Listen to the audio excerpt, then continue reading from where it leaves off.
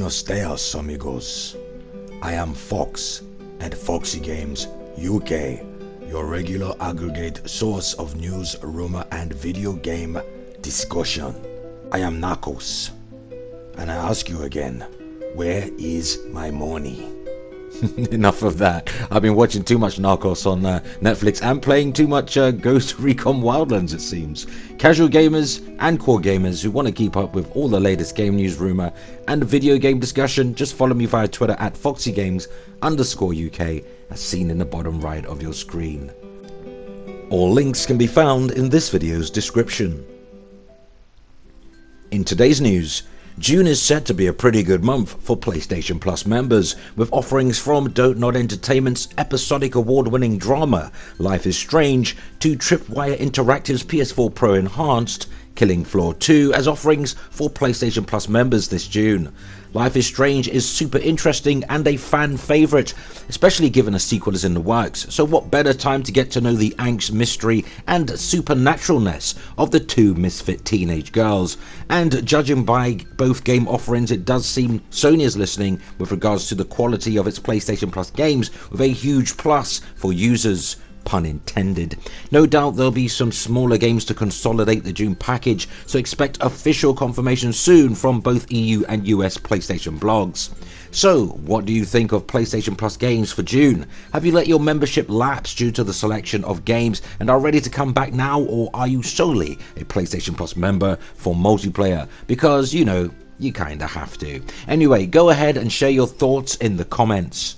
In other news, Nintendo Switch continues to sell out almost everywhere as soon as retailers restock the super popular portable console. There seems to be a severe shortage. Now, the flash memory and liquid crystal display components used in the Switch could be a major factor for the shortages. Toshiba, who manufacture the flash memory, has seen incredible demand from its customers, and not your average customer at that. We're talking Apple, Samsung, and other major players in the data center and electronics segment. Toshiba are expecting shortages of these crucial components throughout this year. However, in somewhat of a strange dichotomy, Nintendo stated their intention to ramp up Switch production to 18 million units for fiscal 2017, which ends March 2018.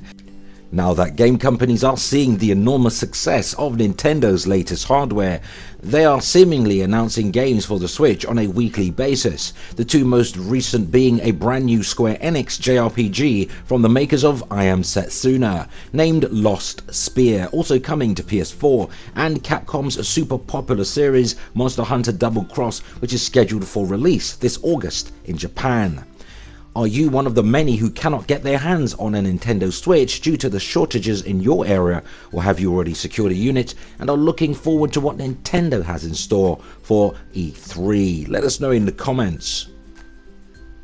And in our final news segment and an article opinion piece that caught my attention, 2018 will be a year for Xbox Scorpio, PS4 Pro and high-end PCs, not the rumoured PS5 with 10 teraflops of GPU power, and why PS5 launching in 2018 may not be realistic. Courtesy of GamingBolt.com.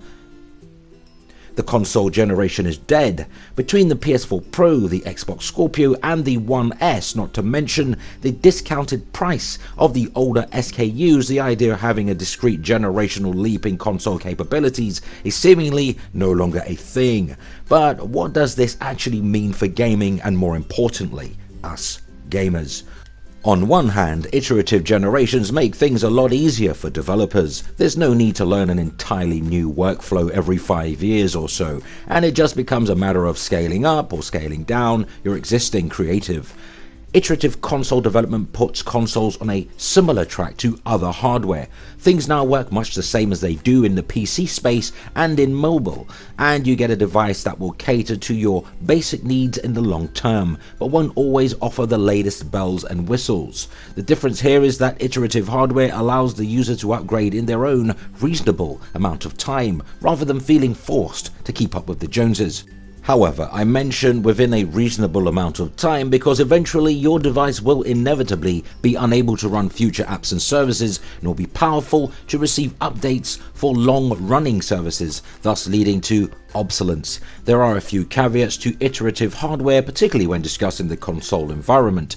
iteration has the potential to bring technology progress in gaming to a slow halt.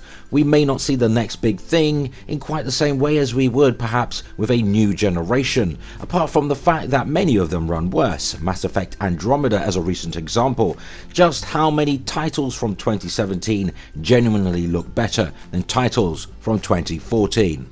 But it's not just about the visuals. Going through your back catalogue of overlooked 7th gen titles, what really will strike you is just how little fundamental gameplay loops have changed. It's hard to believe that Quake and Crysis are separated by hardly more than a decade, when 10 years on, the majority of AAA releases still struggle to outdo Crytek's finest, whether in terms of raw visuals or in terms of emergent gameplay. Now, iterative console generations aren't going to help in this respect, and with the exception of a handful of PC-centric titles such as Star Citizen, progress has evidently flatlined. Analysts have, however, already started projecting the launch of PS5, if that's what it's to be called, in 2018, considering that the PS4 Pro is really just a PlayStation 4 that runs games at higher resolutions. What would a prospective PS5 deliver in terms of experience? And with a Q3, Q4 2018 launch timeframe, what kind of hardware will we be looking at? Damien Dong, interesting surname, over at Macquarie Research believes that a hypothetical 2018 PlayStation will pack a GPU with 10 teraflops of compute power. For starters, is a 10 teraflop PS5 even viable within the time frame we're talking about? And that's even assuming that Sony works with AMD again, who currently does not offer a single GPU product greater than 10 teraflops of compute. Vega is very close to launch, but we're still looking at a June to July timeframe. We're talking about a flagship card that doesn't, at the least for the moment, even exist. Going by AMD's own roadmap, Navi may or may not happen in 2018 in the PC space, meaning that variants of Vega will continue to be the highest performing AMD graphics offerings that year. While it'd be fantastic news, we just don't see a console manufacturer sticking a $500 plus flagship part into a console and then sell it at a reasonable rate, and let's not even get started on power consumption. Now I think it's time to get realistic. It is highly unlikely that Sony will make use of a relatively new flagship part to power a 2018 PS5, as this would completely fly in the face of their recent business decisions. Both the PS4 and Pro are largely based on mid-range off-the-shelf hardware. Off-the-shelf Vega would be a significant cost center and would likely push the console's price above that of an Xbox Scorpio. A custom solution is even worse because additional R&D costs come embedded in the total. Even then, we're only talking about the GPU side of things. If the PlayStation 5 is to be a generational upgrade, it needs to be capable of more than just slightly better eye candy slapped on top of the same gameplay. For deeper simulation, better AI and physics, and a faster processor is the key. We'd say that Ryzen is a very likely bet for a hypothetical PS5 CPU. However, the key factor again is timing. Ryzen is still new, and Ryzen is still relatively expensive. Sony would need to keep its bill of materials in the $400 to $500 range if it wants to sell a hypothetical PS5 at a somewhat mainstream price point.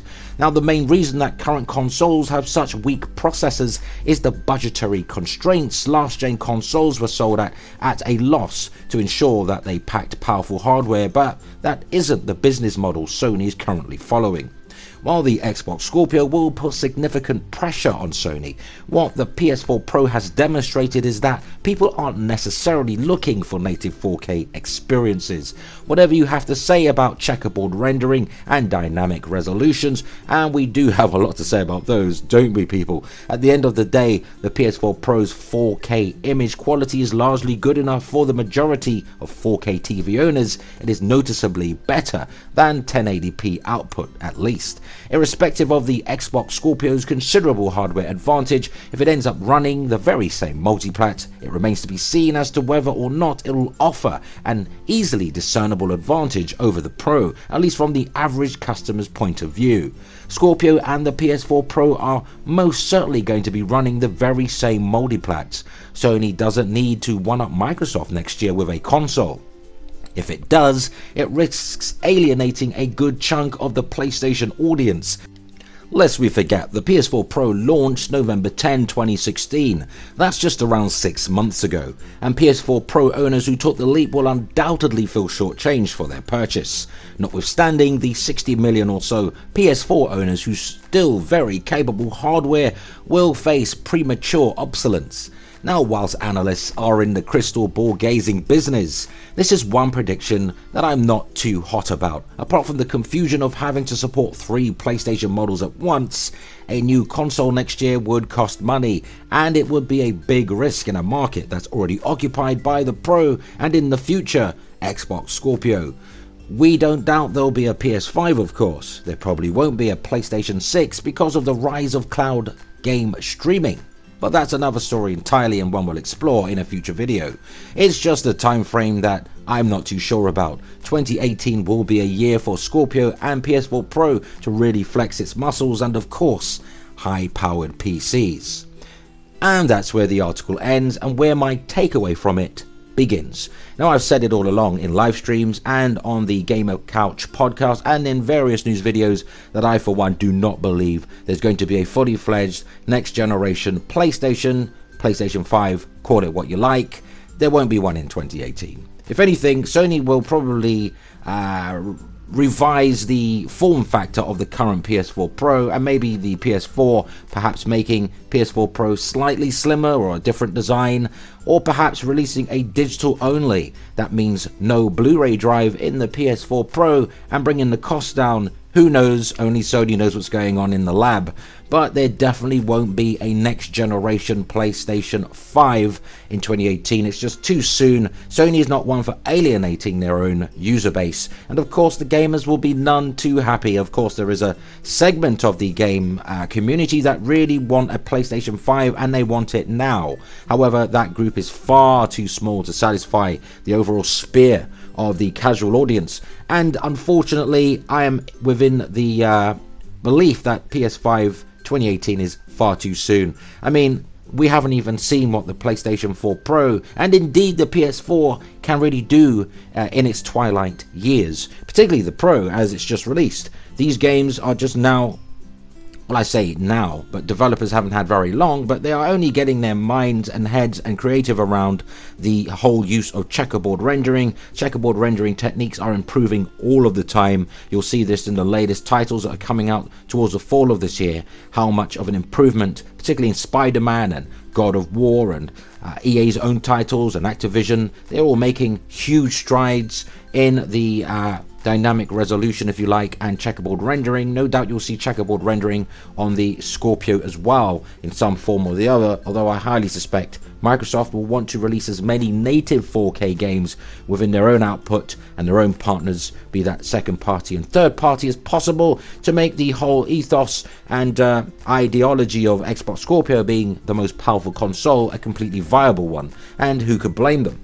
But in terms of the PS4 Pro and Scorpio and these high-powered PCs and their new GPU parts and CPU parts, well, this can only further AI, that's artificial intelligence, and the visual prowess of games.